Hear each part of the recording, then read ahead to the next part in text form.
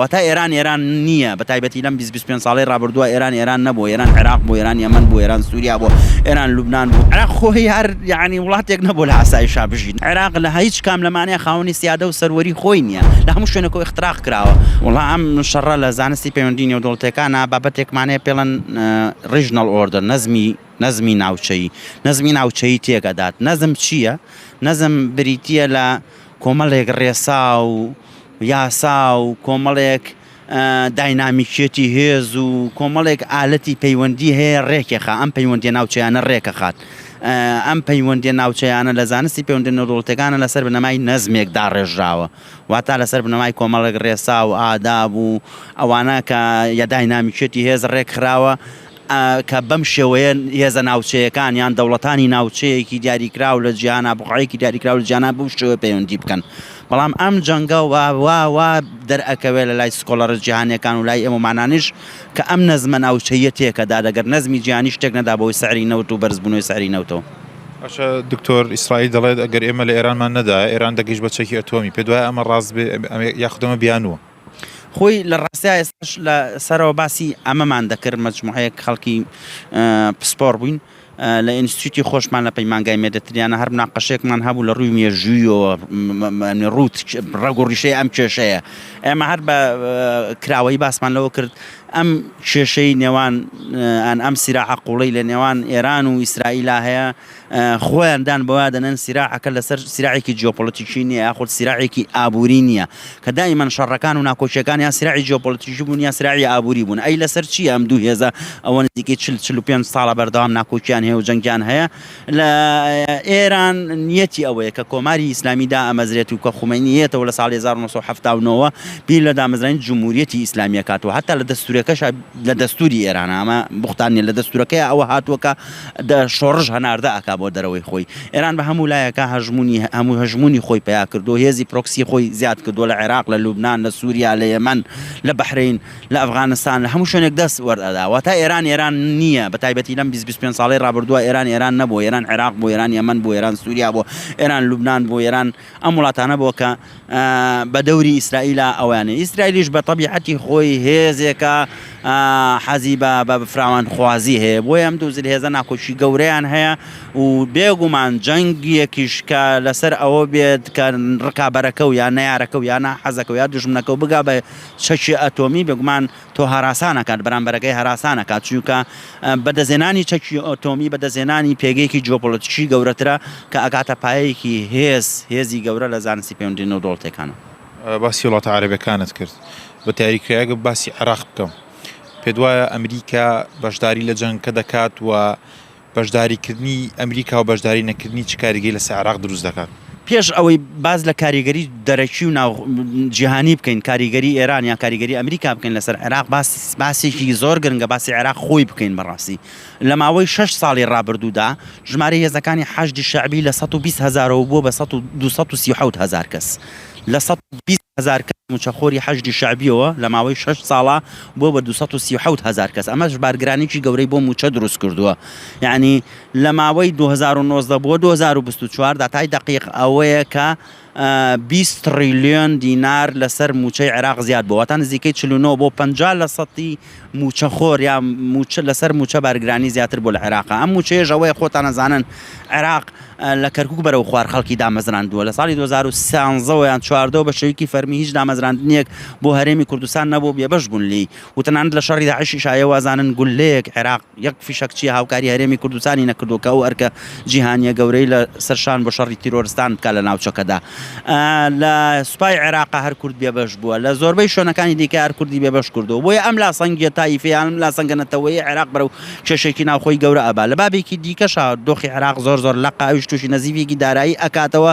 ئمڕۆ عێراق 23,000 مێگاوات کارەبای بەرهەمێناوە لە کاتێکە ئەم وڵاتە پێویستی بە 40 بۆ 45,000 مێگاوات کارەبای بۆی کارەبا دابین کاوەکو ساڵانی پێشووتر کەواتە نزیکەی 45 بۆ 50% کارەبا عێراق لە کوێوەی هێنێ ئەبێ وەک ساڵانی پێشوو لە ئێرانەوە ببێنێ ئێران قبوڵ ناکە ئەم کارە کارەبای لە ئێرانەوە بێنێ عێراق هاوردەی بک بۆ بەرەمێنانی کارەبا و غازە بێنێ بۆ بەرەمێنانی کارەبا. ئێستا عێراق چووە لە بری احترامی چێلگە غازیەکان هەرێمی کوردستان بگرێ لە ناو عێراقایە بیکا بە ماوەی تەبایی و پێکەوەژیانی زیاتر بەتر بەژۆندی ئابووری زیاتر پیشەسازی وزە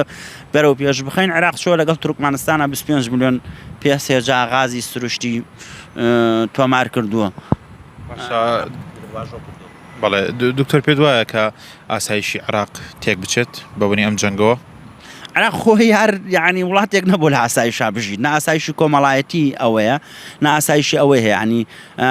لە ساڵی پارەداتاکان ئەوە بەرەو ئەوە ڕۆشن باسی ئاسایشی کۆمەڵایەتیم کرد کە هیچی کەمتر نییە لە ئاسایشی ئابووری و ئاسایشی سیاسی بەڕاستی، ئاسایشی سایبەری. ئەمڕۆ ئاسایش بوعدێکی گەورەی پیا کرد، زۆر گەورەی پیا کردووە لە زانستی پەیوەندیدنەوە دەوڵەتەکانە. جاران ئاسایش هەر ئەوە بوو پێشەنگی سارتۆ سنوورەکان پارێزینایارێک نەیە داگیرت بکە، بەڵام ئەمڕۆ ئاسایش بریتێ بۆ لە کۆمەڵی بوعدی جیا، ئاسایشی خۆراکمانەیە، ئاسایشی ژینگەمانەیە، ئاسایشی وزەمانەیە، ئاسایشی سایبەری و ئەلکترۆنیمانەیە. عێراق لە هیچ کام لەمانەیە خاوەنی سیادە و سەروەری خۆی نییە، لە هەموو شوێنێکەوە اختراق کراوە. بۆیە ینی تەنانەت ساڵی پار داتاکانەوە بۆ عێراق سێهەم وڵاتە لەسەر ئاستیەوەی کە بێوەژن یان خێزانی بێوەژنی لەدەستدا بێ، کە وڵاتێک سێیەم ئاستی تۆمار کردی بێ ڕانکینی سێم بێ لە بێوەژنا بێگومان مناڵێکی زۆر یەتیم و بێباوگەی بێگومان ئاسایشی کۆمەڵایەتی لە ئاستێکی گونجاو دانیە، لە ئاستێکی ئینسانی مرۆییدا نییە. بەسم ئەو بوو کە دکتۆر پێت وایە موشەکەکانی ئیسرائیل و ئێران عێراق بگرێتەوە؟ ئەوەی کە تا ئێستا ئێمە ئەیبینین ئەو داتایی کە خستمە ڕوو 237,000 هێزی حەشدی شەعبی کە بێگومان نزیکن لە ئێران و یا فەرمان لە ئێران وەرەگرن موچە لە عێراق وەرەگرن. ئەمانە بێدەنگێکی زۆریان هەڵبژاردووە، زۆر سەلار لێی دانوشن ماوەی ئەمەش 9 مانگەی ڕابردوو بە تایبەتی توانیوانە بە گوێی سوودانی بکەن یا توانیوانە درک بە قوڵایی مەترسیەکە بکەن. یعنی هێزەکانی حەشدی شەعبی یان سەرکردەکانیان دەبینن حەسەن نەسڕوڵڵا چۆن کوژرایە، تیرۆر کرایە، شەهید کرا، ناوێکی بۆ بدۆزیتەوە، و دەبینن ئیسماعیل هەنیە چۆن لە حەساسترین و ئەمینترین و سەلامەترین شوێنی ئێرانات بەو شێوەیە تیرۆر کرایە، کوژرایە، ناوێکی بۆ بدۆزیتەوە. بۆیە ئەمانیش چارەنووسی خۆیان دەبینن. حەقیقەتەن عێراق ئێستا لە ڕووی دارایی و لە ڕووی ئابووری و لەژێر کۆنتڕۆڵی ئیدارەی ئەمریکا $1 لە یەک شوێنەوە بڕا بە شوێنێکی دیکەی ئیدارەی ئەمریکا ئاگادارێتی. بۆیە عێراق من پێم وایە ناگاتە ئەوەی کە گولەیەک غەڵەتی وا بکەن یەک گولە بگرنە بەرژەوندەکانی ئەمریکا یان ئیسرائیل. ئەمە من وەک توێژەرێ قساکەم، چکە ئەگەر وا بکەن ئەم قسەی زۆر گرنگە لێرەیە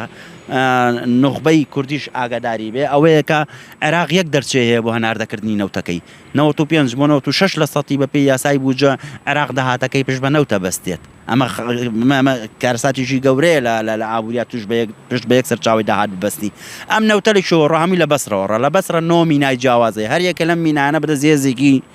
میلیشیایی یا هێزێکی سیاسی عێراقیەوەیە، واتە بەسرە تاکە دەرچەیە بۆ هەناردەکردنی نەوتی عێراق. ئەگەر بەسرە تووشی شەشەیەکی ئەمنی بێت، دوو درۆنی لێ بادەیە، دوشتی خوا نەخواستە تووشی شتێکی وا بێتەوە، عێراق ئەو کاتە دەبێت